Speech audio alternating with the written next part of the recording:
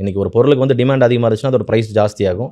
நாட்டில் இருக்கிற எல்லா பொருட்களுமே எல்லாமே வந்து it's based on supply and demand தான். அதுக்கு வந்து டிமாண்ட் இல்லைன்னா அதோட ப்ரைஸ் ட்ராப் ஆயிரும். இவ்வளோதாங்க. இதுக்கு நடுவில் இருக்கிற இந்த டெக்னிக்கல் திங்ஸ், இண்டிகேட்டர்ஸ், ஃபார்முலாஸ் இந்த மாதிரி திங்ஸ் எல்லாமே வந்து இதெல்லாம் ஒரு ஃபேன்சி வேர்ட்ஸ் தான். இன்றைக்கி மார்க்கெட்டில் வந்து இந்த பிஸ்னஸை வந்து பெரிய லெவலில் ப்ரொமோட் பண்ணுறதுக்கு இப்படி நடந்தால் இப்படி ஆயிரும் அப்படிங்கிறதெல்லாம் வந்து ஒரு ஷார்ட் பீரியடில் பணம் சம்பாதிக்கிறதுக்கு உண்டான ஒரு மார்க்கெட்டிங் டூல்ஸாக தான் இன்றைக்கி இதை யூஸ் பண்ணிட்டு இருக்காங்க. பட் ஒரு ப்ரைஸ் வந்து மூவ் ஆகிறதுக்கு காரணம் ஒரு கேண்டில் ஸ்டிக்ஸ்னாலேயோ இல்லை ஒரு ஃபார்முலாஸ்னாலேயோலாம் கிடையாதுங்க. A+B² அப்படின்னு போட்டு இது போடுறதுக்கு ப்ரைஸுங்கிறது ஒரு பொருளோட ப்ரைஸ் அப்படி ஒர்க் ஆகாது. இது தேவையை பொறுத்து தான் ஒரு பொருளோட ப்ரைஸ் வந்து இன்க்ரீஸ் ஆகும். காம்ப்ளிகேட்டடாக பார்க்கணும் அப்படிங்கிற ஒரு அவசியம் இல்லை. இது ரொம்ப சிம்பிளாக பார்க்கலாம். நீங்கள் வந்து இப்போது தீபாவளி வரப்போகுது. ஆப்வியஸ்லி வந்து எல்லாருமே வந்து தங்கமெல்லாம் வாங்குறத ஒரு ஹேபிட்டாக வச்சுருப்பாங்க இந்தியாவில். அப்போ ஆல்மோஸ்ட் நிறைய பேர் தங்கம் வாங்கும்போது உங்களுக்கு என்ன ஆகும்? டிமாண்ட் இன்க்ரீஸ் ஆகும். அப்போ ரேட் இன்க்ரீஸ் ஆகுதுங்கிறது சகஜம். இதுதான் வந்து கீ பாயிண்ட்டுங்க. நீங்கள் ஒரு பொருளை வாங்கணுன்னா இதுதான் விஷயம். ஏதாவது ஒரு கண்ட்ரியில் வார் நடக்குது அப்படின்னா அந்த நாட்டில் வந்து பணத்தை வந்து பாதுகாக்கிறதுக்கு தங்கத்தில் அவங்க ஷிஃப்ட் பண்ணுவாங்க.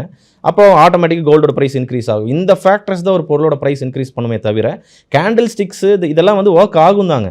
ஒரு 10% ஒர்க் ஆகுதுன்னா 90% வந்து உங்களுக்கு சப்ளை அண்ட் டிமாண்டை பேஸ் பண்ணி தான் ஒரு ப்ரைஸ் மூவ் ஆகுமே தவிர தென் இந்த டெக்னிக்கல் பேட்டர்ன்ஸை வச்சு தான் ஒரு ப்ரைஸ் மூவ் ஆகுது அப்படிங்கிறத நம்ம அவ்வளோ கான்ஃபிடண்ட்டாக சொல்ல முடியாது.